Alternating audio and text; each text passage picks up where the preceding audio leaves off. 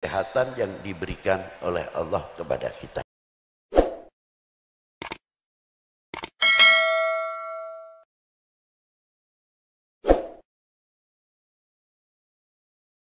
Bila sudah kehilangan cahaya. Cahaya yang dimaksud di sini adalah nurul ma'rifah. Sebagaimana di dalam kitab Wirdul Kabir,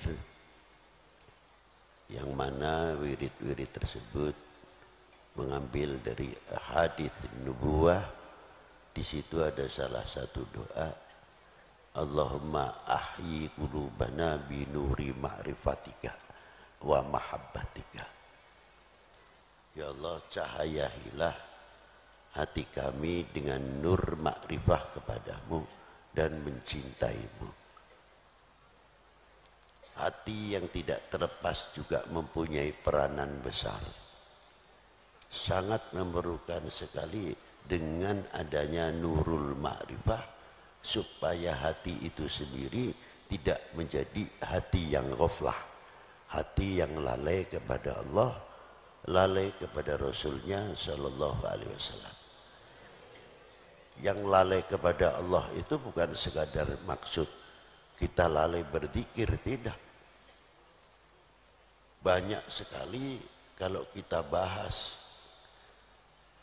lalai mensyukuri apa yang telah diciptakan oleh Allah, sehingga diberikan kepada kita bagian rezeki kita semuanya. Contohnya ketika kita ini makan, banyak mengucapkan Alhamdulillah setelah makan. Tapi jarang orang mengatakan Alhamdulillah sebelum makan. Banyak orang mengucapkan Bismillahirrahmanirrahim, memang sunnah sebelum makan. Tapi Alhamdulillah ketika kita belum makan, walaupun rezeki ini belum sampai ke mulut, kenikmatan sehat wal afiyah yang diberi oleh Allah sebelum menyuap nasi ke mulut kita, kita bersyukur atau tidak dengan kesehatan yang diberikan oleh Allah kepada kita. Yang kedua, kita sadar atau tidak bahwa apa yang akan menjadi rezeki kita walaupun belum dimakan, kita sadar itu ciptaannya siapa? Kalau kita sadar akan ciptaannya Allah dan menjadi rezeki kita, pasti kita akan menghormati kepada si pemberi rezeki. Itu paling tidak. Dari situlah itu sudah menjadi zikir sebelum makan. Kalau kita bahas lebih jauh lagi, sampai yang menanam dan lain sebagainya. Dan ketika kita menanam, hanya tugas kita menanam saja. Tebar, tandur. Kalau kita lihat sebatas kekuatan itu, siapa yang menumbuhkan? Siapa yang menumbuhkan? Allah Subhanahu wa Ta'ala. Akal, ikhtiar hanya sebatas menanamkan. Ini agak dewasa sedikit. Orang mencampuri nafkah batiniah kepada istrinya, mengeluarkan suatu benda.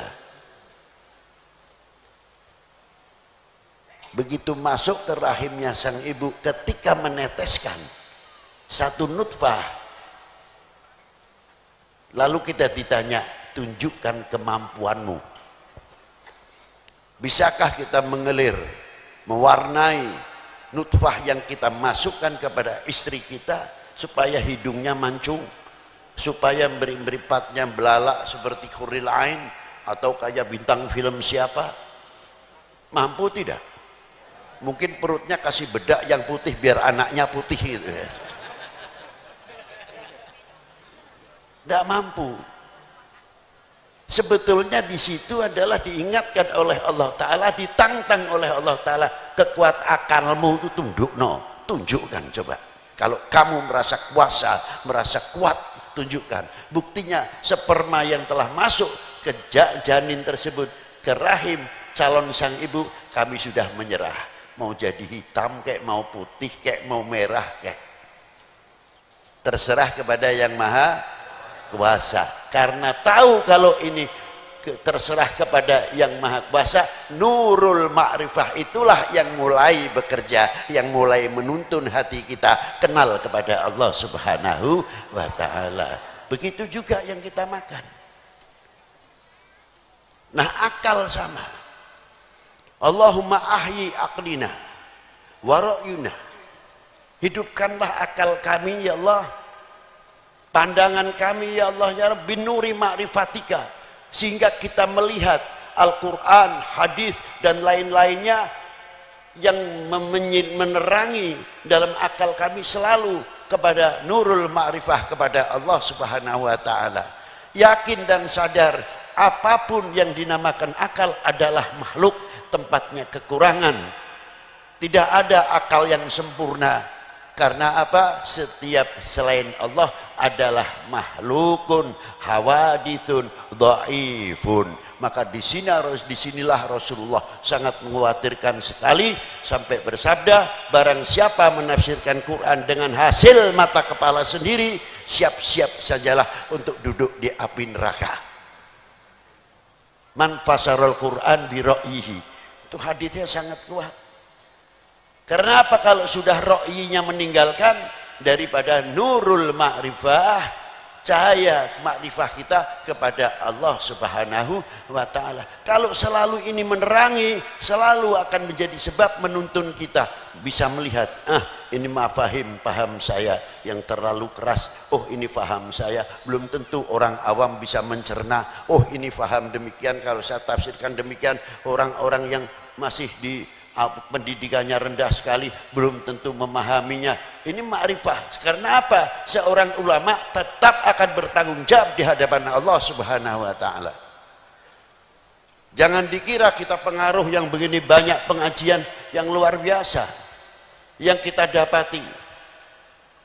Kalau kita kecolongan atau kecurian, ini akan masuk ke hati kita dengan lembut sekali mengatakan, nih pengaruh saya hebat besar sekali, yang mengikuti Jum'ah Kliwon sambil menepuk dada, belum kenal lu sama Habib Lutfi, mestinya gitu.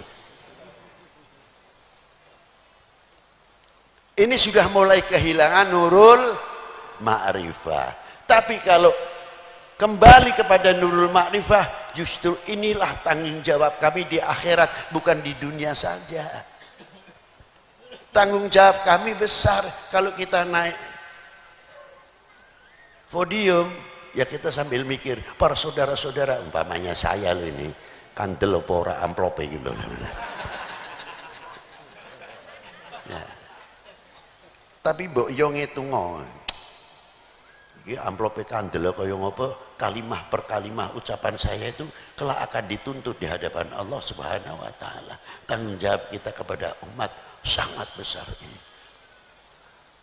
Bila mana nurul ma'rifah ini sudah mulai membimbing kita, insya Allah kita semoga menjadi golongan orang-orang yang selamat min dhimmi ra'yi, celakanya pandangan akal. Selanjutnya dan selanjutnya, wassalamualaikum warahmatullahi wabarakatuh.